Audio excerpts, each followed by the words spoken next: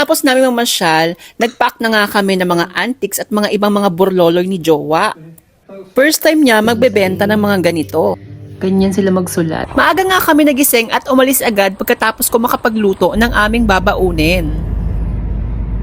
Nung papalapit na nga kami sa Evil Top, tatanaw ko na agad yung mga magtitinda na katulad din namin. At binaba na nga ni Jowa yung mga paninda namin at nag-set up. At dahil marami na nga nakapwesto, sa bandang dulo na kami nakakuha ng aming pagpupwestuhan. I-flex ko nga pala sa inyo itong aming mga binibenta. Yung mga iba dito ay mga napaglumaan na ni Jowa at minana niya pa sa kanyang mga magulang at lolo at lola. Mag-aalas 8 na nang natapos kami mag-set up. Ang sabi nga sa akin ni Jowa ay mamasyal lang daw muna ako at maglakad-lakad. At dahil maaga nga naman, naglakad-lakad muna ako dito sa harbor. Hanggang napunta ako dito sa old town nila. Grabe, ang ganda. Yung mga bahay, mga luma na at matatagal na panahon na. Pero pinapangalagaan pa rin nila para magmukhang bago. At eto nga, nihanap ko kung saan yung simbahan. Dahil linggo nga naman, gusto ko sana magsimba o magdasal man lang. Kaso, sarado. Yung mga tao nga pala dito, hindi sila ganoon pala simba. Pero naniniwala sila kay Papa God. At bumalik na nga pala ako doon sa jowa ko sa mga nagtitinda. Aba, nakabenta agad si Jowa. Napansin nga ni Jowa, bakit mabenta itong plato na to? Nung sinearch niya sa internet, aba, nako, hindi pala isto basta-basta. At ayun nga, nagtabi na siya ng isa ng para sa kanya. Nung nag-search siya sa internet, nakita niya pala ang original na presyo nito. Diyos ko, ang mahal-mahal. Nasa 600 Danish din yun At depende pa yun dun sa date kung kailan ginawa yung plato. Ito nga, humiga muna ako. Grabe. Ang lamig. Buti may blanket sa sasakyan. At dahil hindi pa nga kami nakapag-breakfast, nagtinapay muna kami ni Jowa. At kahit maaga pa nga, may mga tumitingin-tingin na rin ang aming mga paninda. At ayan, nakabenta rin kami ng plato. At isang tray, o diba? May benta agad. Hindi pa nga open ng pre-market. So, ang nagtingin-tingin lang is yung mga kapwa tindero at tindera din na nagtitinda. At sila rin na bumibili sa kapwa nila, tindero at tindera. Naguluhan ba kayo? O diba? Pero bago mag-alas 10, may mga pumapasok na rin pa unti-unti at tumitingin ng mga paninda sa bawat isa.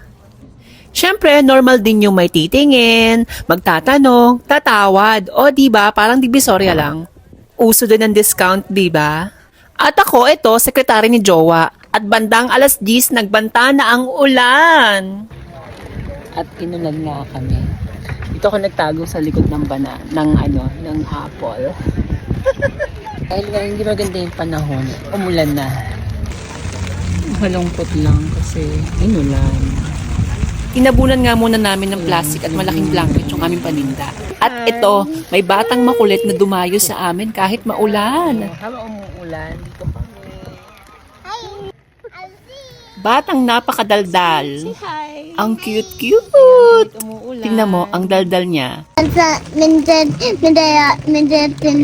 daldal niya. Så kom jag till Odin, så gick den ledigt va.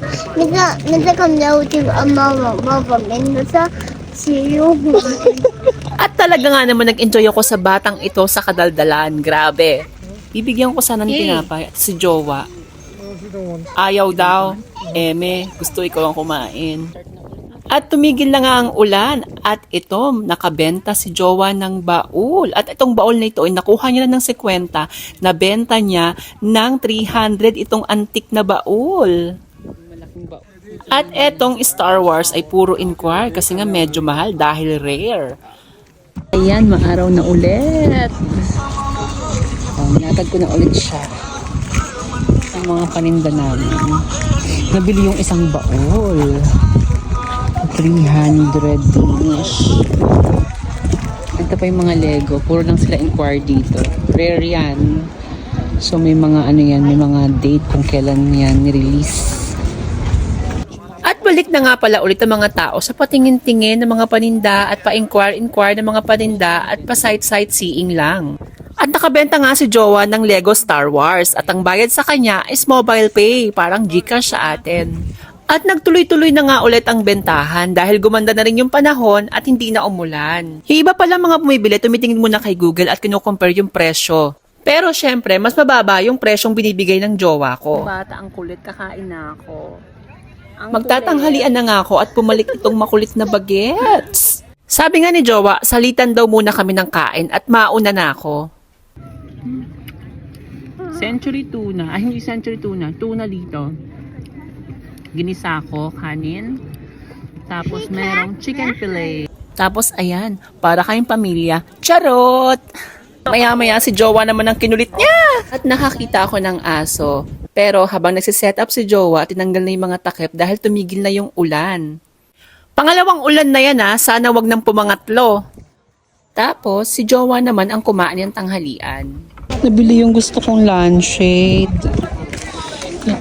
Biling ko sana yan sa Pilipinas kung hindi mabibenta. Age designer. And it's Yeah. got the 3 drops, And it's gold.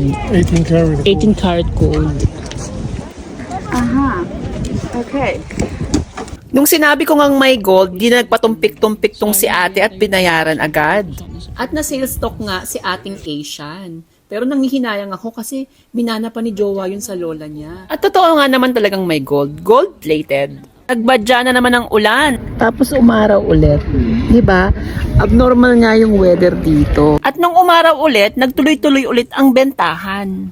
Mga bandang alas 3 na rin yan. Kailangan namin mag-pack up bago mag alas 4 ng hapon. Dahil yun lang yung binigay na limit ng pamahalaan ng Eagle Top. At ito, packing na. Iilan lang yung mga nabenta namin, pero okay lang. Ayan, goodbye sa susunod ulit. Kailangan na magligpit kasi nagbabanta na naman ang pang-apat na ulan. Kumita din pala kami na mahigit 1,300 Danish. Pag kinonvert yun sa Philippine money, mga 11,000 pesos din. Not bad. At uwian na. Bye-bye!